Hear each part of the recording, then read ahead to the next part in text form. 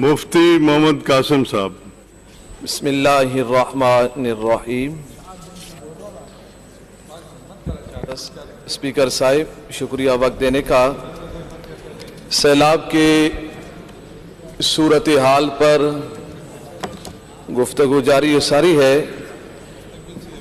کہ سندھ میں جو سیلاب آیا کیا معاملات ہوئے, کتنی تباہی ہوئی اور کتنی چیزوں کو درست کیا گیا اور کتنی چیزیں ابھی بھی درست نہیں ہیں, کتنا نقصان ہوا اور اس نقصان کو ہم کیسے پورا کر سکتے ہیں, کس طرح ٹھیک کر سکتے ہیں.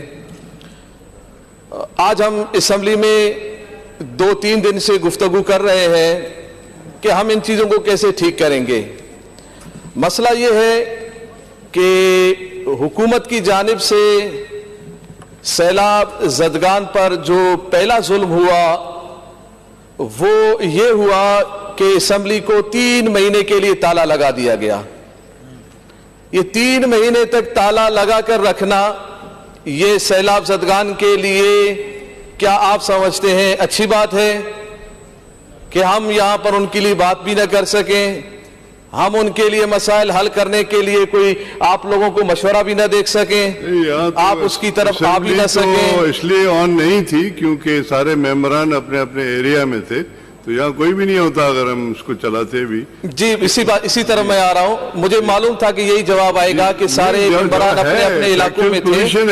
نہیں, علاقوں میں بھی نظر نہیں آئے اسپیکر صاحب, علاقوں میں بھی معذرت کے ساتھ کوئی نظر نہیں آیا.